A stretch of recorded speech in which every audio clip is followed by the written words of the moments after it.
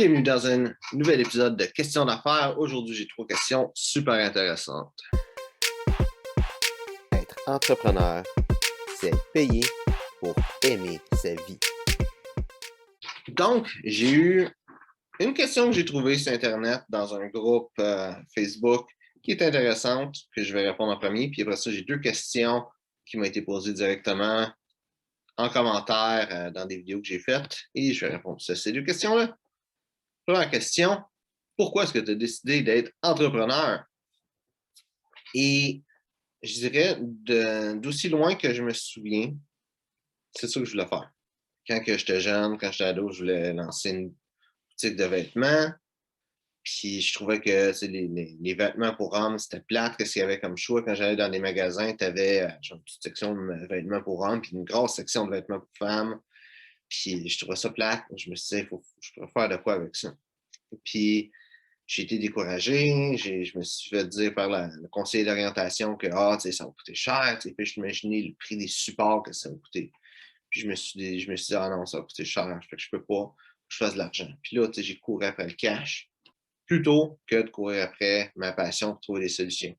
Quoi que techniquement, c'était ça que j'avais en tête comme solution. Puis ça, c'est une des raisons pourquoi est-ce que je me suis lancé en affaires. Une autre chose aussi, c'est à un moment donné, j'ai réalisé que c'était pas vrai, cette affaire-là, que je courais après, l'argent, puis tout ça, puis je me donnais des raisons de ne pas lancer ma business, mais c'est pas vrai. Toutes les raisons que j'avais, c'était pas vrai. Fait que je me suis lancé en affaires, puis une des choses que j'ai réalisées, c'est qu'il y a bien du monde qui ont ça. C'est des choses-là qui les empêchent de se lancer, qui les empêchent de vivre leur rêve, qui les empêchent d'être heureux dans la vie. Tout ça, c'est des histoires, c'est des choses qu'on s'invente. Puis, une raison pourquoi est-ce que je suis en affaires, c'est aussi pour montrer cet exemple-là au monde, montrer que si tu as une passion, si tu as quelque chose que tu aimes, si tu as vraiment le goût que quelque chose arrive dans la vie, que tu peux te donner, puis faire arriver des choses. C'est que vivre ses rêves, c'est pas un coup de chance, c'est juste un choix. Puis, c'est pas mal ça qui me motive ces temps-ci à faire ma business, c'est d'inspirer le monde autour de moi. Prochaine question, est-ce que tu as peur de la compétition? Et non, j'ai pas peur de la compétition pendant tout. Même, j'ai tellement pas peur de la compétition que j'ai une ligne de parfum et j'ai une chaîne YouTube où je fais des reviews de parfums. Puis j'ai 2 de mes compétiteurs américains que j'ai fait des reviews de leurs parfums. Puis j'ai pas de problème avec ça. Puis je dis au monde, ils sont bons, c'est ceux que je trouve le fun, ils sont bons à les essayer, puis tout ça. Quand je fais des top 5, top 10 de parfums, puis si je trouve qu'il y a un parfum qui est d'une autre compagnie qui est le fun, dans le fond, mes compétiteurs, c'est surtout les compagnies de parfums indépendantes. Mais s'il y a une autre compagnie de parfums indépendante que je fais un produit qui serait parfait pour cette liste-là, pour être dans le top 5, je vais me mettre le parfum dans le top 5, j'ai pas de problème. Puis, le monde qui a peur de la compétition, je pense qu'il y a un certain manque de confiance en soi qui est là.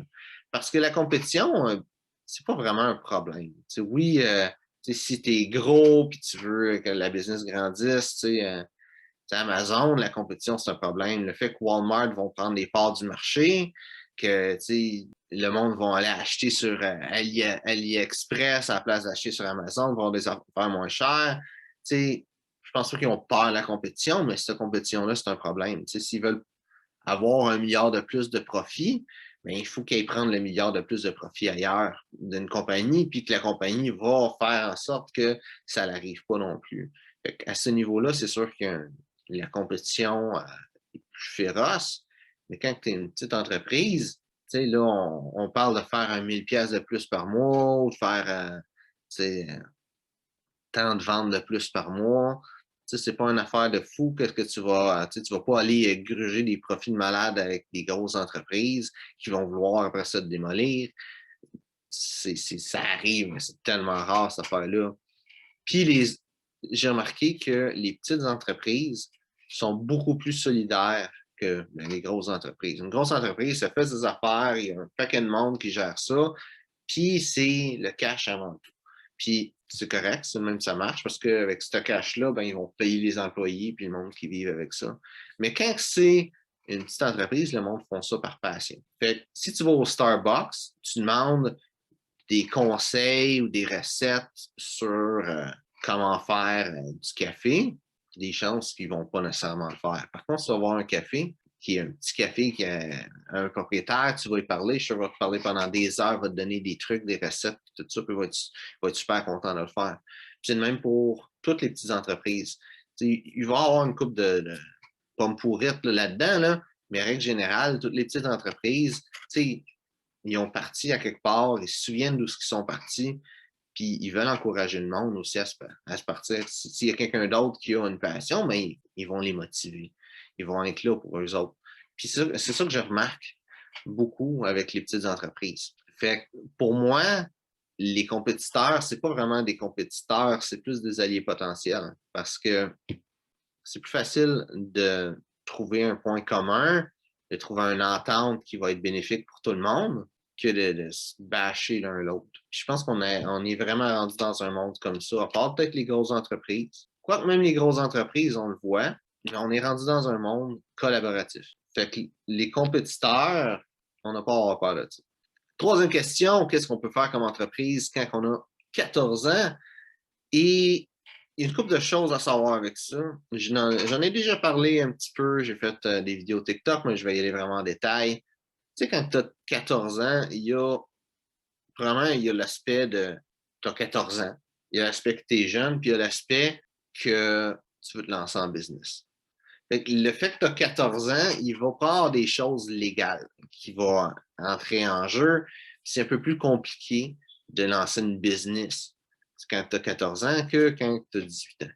Des fois, tu vas avoir des choses légales que vraiment tu peux pas faire telle affaire parce que tu as juste 14 ans. Tu sais, si tu as 14 ans, tu peux pas arriver puis faire une compagnie de chauffeur de limousine, mettons. Là. Tu peux en faire une, mais ce ne serait pas toi qui serais chauffeur parce que tu n'as pas de permis de conduire. Et tu ne pourrais pas faire non plus un bar. Tu ne pourrais pas ouvrir un bar à 14 ans parce que tu es mineur. Tu n'as pas le droit d'acheter de l'alcool et tout ça. Fait il va y avoir cet aspect-là légal qui peut t'arrêter dans certains points, mais ce n'est pas autant une raison de se décourager ou quoi que ce soit. C'est juste quelque chose à savoir. Il va peut-être avoir dans ton domaine, qu'est-ce que tu veux faire, que va peut-être avoir des choses que parce que tu es mineur ou parce que tu es jeune, qui vont avoir des obstacles qui vont être là. Le côté jeune, qu'est-ce que je veux dire avec ça? C'est que tu n'as pas tant d'expérience que ça quand tu as 14 ans. Puis c'est correct parce qu'il faut commencer à quelque part, mais tu as un mauvais côté que tu n'as pas d'expérience, mais tu as le bon côté que tu es jeune. Tu sais, là, moi, j'ai 32 ans. Fait j'ai plus d'expérience, mais en même temps, il me reste moins de temps pour faire mes business, être capable de développer ma business. Mais tu sais, de 14 à 32 ans, tu as un gap qui est là. Tu as quasiment 20 ans là, qui te restent là, à te rendre à mon âge. Fait que d'être jeune, c'est le bon côté que tu peux essayer plein d'affaires, puis tu as le temps d'essayer des choses.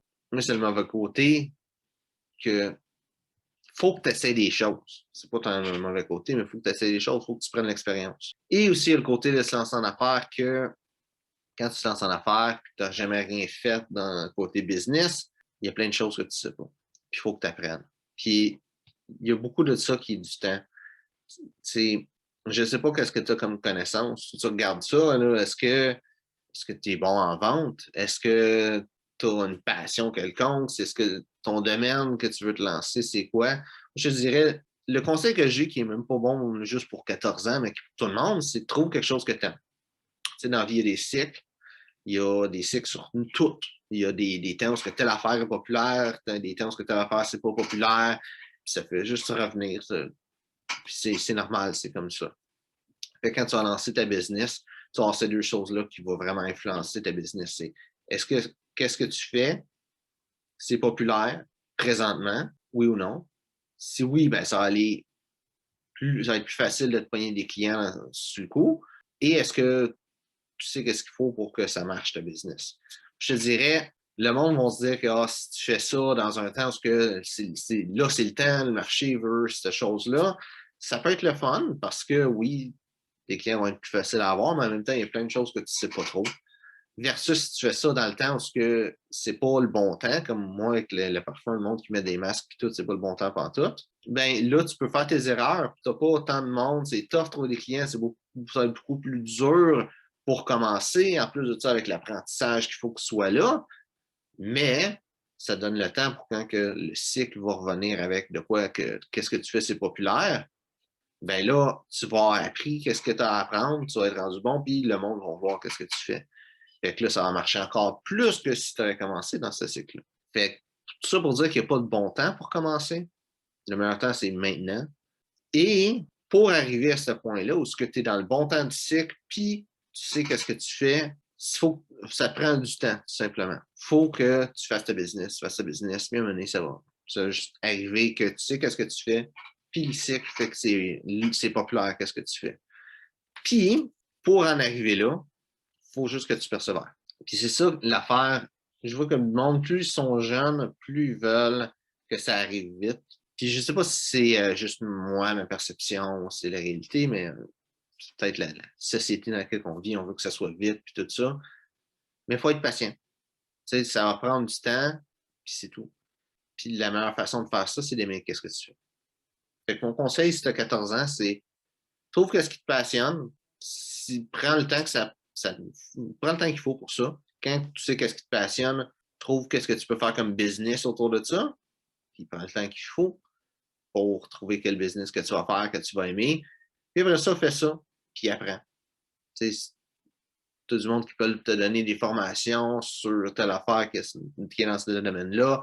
Tu mettons une formation dans le marketing, mais tu vas avoir besoin de marketing, formation sur la vente, peut-être parce que tu as besoin de faire des ventes. Tu sais, si tu as des formations à prendre, prends-les, mais sois en action. Tu sais, l'apprentissage côté pratique va être toujours mieux que le côté théorie. Si tu aimes ce que tu fais, tu continues d'apprendre tout le temps, ça va finir par marcher. Simplement.